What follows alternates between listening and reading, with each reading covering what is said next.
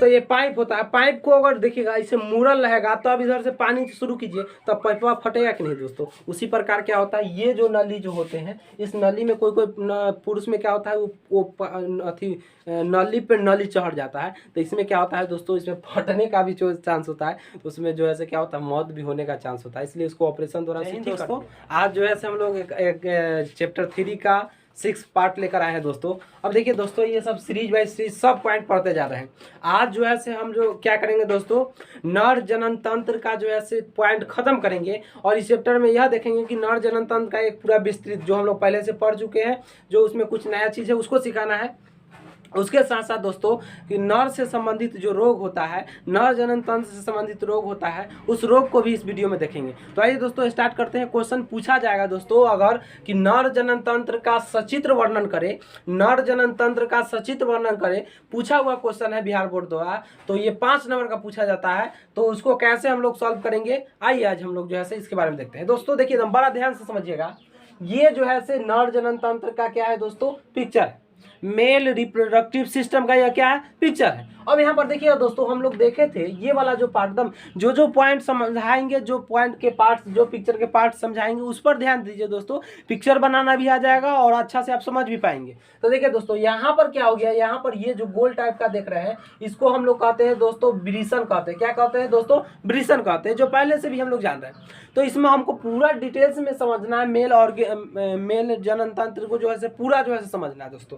तो याद रखिएगा ब्रिसन। और सबसे पहले क्या कहिएगा, मेल जनन तंत्र में सबसे अगर क्वेश्चन पूछे तो सबसे पहले पिक्चर बना देना है। उसके बाद दूसरा नंबर क्या करना है, ये ब्रिसन है, ये यहाँ से यहाँ तक जो गोल वाले पार्ट देख रहा है, ये वाला पार्ट यहाँ तक, ये सब क्या है, ब्रिसन। तो कहिएगा क्या, नर जनन तंत्र के वैसे ऑर्गेन्स, वैसे अंग, नर जनन तंत्र के वैसे अंग या प्राथमिक अंग को ही हम लोग क्या कहते हैं दोस्तों, ब्रिसन कहते हैं। इसका काम क्या है, शुक्राणु का निर्माण करना। इसका काम क्या है दोस्तों, शुक्राणु का निर्माण करना है। इसमें कौन शुक्राणु का निर्माण करता है, इसके कितने पार्ट्स होते हैं, इसका एक वीडियो बना के हम लोग डाल चुके हैं वीडियो, उसको देख लीजिएगा। हमको 5 नंबर पूछेगा तो क्या क्या लिखना है, वो सब के बारे में आज चर्चा करेंगे दोस्तों। तो याद रखिएगा, अगर पूछेगा कि मेल जनन तो पहले क्या लिखना है, ब्रिसन।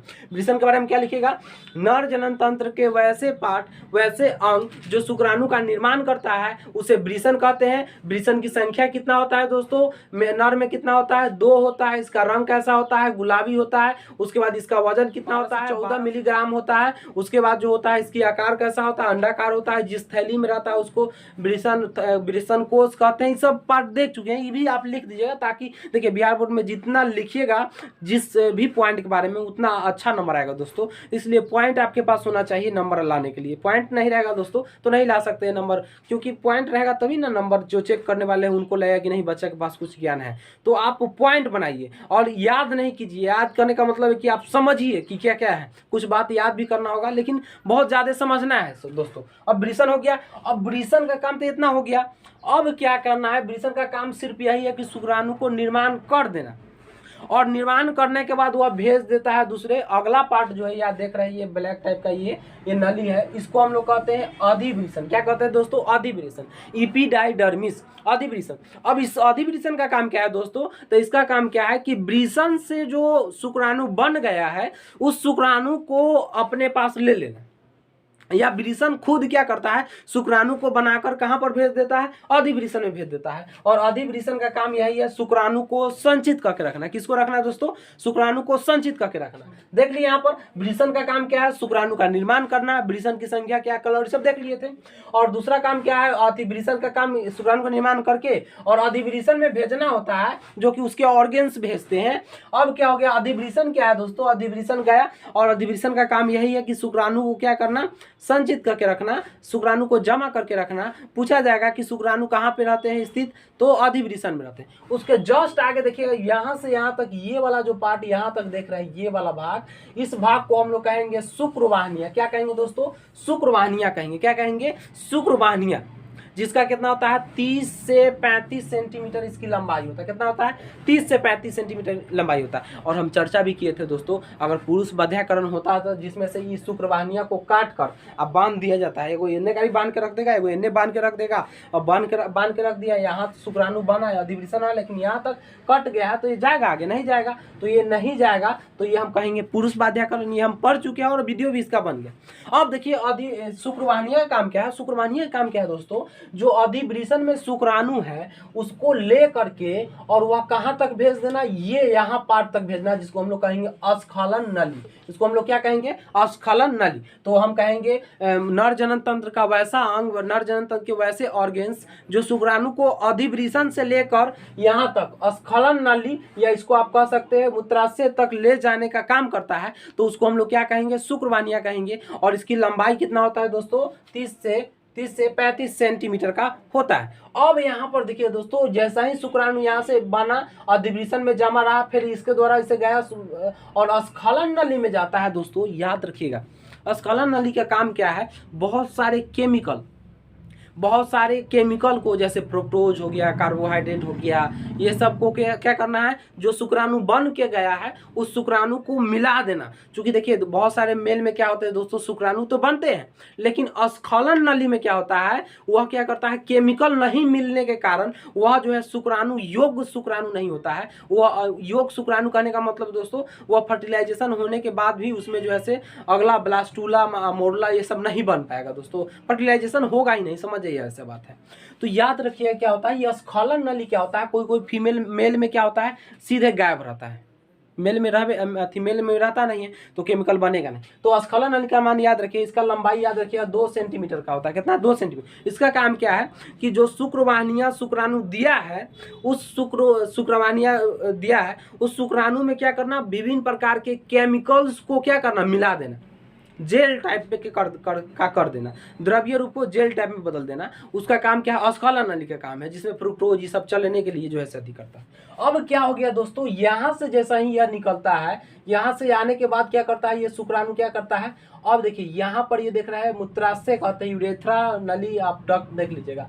इसको क्या काम है कि इसमें जो होता है क्या होता है, यूरिन का निर्माण होता है, मूत्र का जो है क्या होता है, फॉर्मेशन होता है, जिसमें अगर 5 मतलब आधा लीटर जो है क्या हुआ इसमें भरा, तो यह जो है सूचना माइंड को दे देता है कि क्या हो गया, उसमें जो है यूरिन भर गया है। अब क्या हो गया, यहाँ पर देखिए दोस्तों, ये क्या करता है, शुक्राणु यहाँ पर आया, अब यह प्रोटेस्ट, जैसे ये तो केमिकल मिला दिया, अगला ये ग्रंथि देखिएगा, प्रोटेस्ट ग्रंथि जो है, प्रोटेस्ट ग्रंथि का काम क्या है दोस्तों, ये भी क्या करता है, बहुत सारे केमिकल, मतलब जो यहाँ केमिकल मिल गया और सारे केमिकल को जो है रासायनिक जो भी अति पदार्थ है उसको मिलाने का काम जो करता है प्रोटेस्ट ग्रंथि। और इसके साथ साथ क्या करता है, यूरिन यानी मूत्र को और अथी को शुक्राणु का, जैसे देखिएगा यहाँ से शुक्राणु आया और शुक्राणु बहुत सारे केमिकल मिल गया तो सीमेन का निर्माण हुआ। क्या होगा दोस्तों, सीमेन, मतलब जब शुक्राणु में क्या करेगा, बहुत सारे केमिकल मिल गया तो सीमेन बना, और सीमेन बनने के बाद क्या होगा, यह प्रोटेस्ट ग्रंथि पर आएगा। प्रोटेस्ट ग्रंथि भी क्या करेगा, और ये भी केमिकल मिलाकर क्या करेगा, इसको और जो है क्या करेगा, शुक्राणु को मजबूत बना देगा, ठीक है। और इसके साथ साथ प्रोटेस्ट ग्रंथि का ये भी काम है कि शुक्राणु को और यूरिन को, शुक्राणु और यूरिन मतलब सीमेन और यूरिन को क्या करना है दोस्तों, उसको रोकने की क्षमता देना।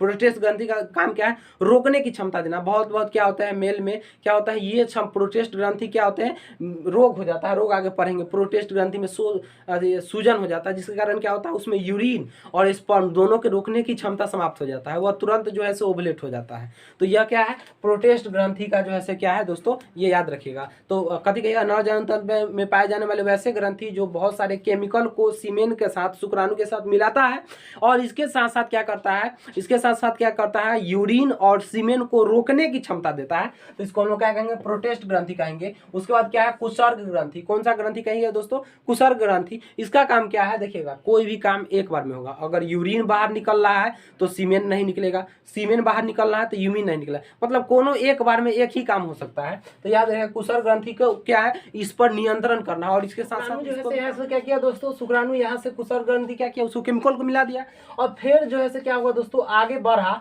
तो ये वाला जो नली देख रहे हैं शुक्राणु यहाँ तक आया, इसको हम लोग कहते हैं यूरेथ्रा कहते हैं। क्या कहते हैं दोस्तों? यूरेथ्रा कहते हैं, मूत्र नली कहते हैं। अब क्या होता है दोस्तों, यहाँ से क्या हो गया, ये मूत्र नली आया। अब उसके बाद क्या है कि ये वाला जो यहाँ से यहाँ तक जो पार्ट देख रहे हैं इसको हम लोग कहते हैं सीसन। क्या कहते हैं दोस्तों? सीसन कहते हैं। इसका काम क्या है दोस्तों? तो याद रखिएगा, इसका काम यही है क्या कि निषेचन क्रिया में मदद करना। वैसे ऑर्गन जो निषेचन क्रिया में मदद करता है। इसके बहुत सारे भाग होते हैं। पहला भाग जो देख रहे हैं सिसनीय त्वचा, ये ऊपर वाले त्वचा को हम लोग कहते हैं सिसकीय त्वचा। इसको हम लोग क्या कहते हैं? सिसकीय त्वचा। और यहाँ से यहाँ तक की जो नली देख रहे हैं इसको हम लोग कहते हैं सिसकीय नली। वैसा नली जो क्या करता है, यूरिन और शुक्राणु दोनों को बाहर निकालने का काम करता है, उसे हम सिसकीय नली कहते हैं। अब दोस्तों क्या होता है, इस टेस्टिस से संबंधित जिसे हम लोग कहते हैं गुप्त रोग, नर में भी रोग पाया जाता है। वो कौन कौन सा रोग है जो देख लीजिए दोस्तों। पहला रोग का नाम याद रखिएगा, सेमिनोमा। कौन सा रोग होता है दोस्तों? सेमिनोमा रोग होता है। क्या होता है? जब ये वृषण में, जैसे देखिएगा दोस्तों, हम लोग देखे थे बहुत सारे केमिकल,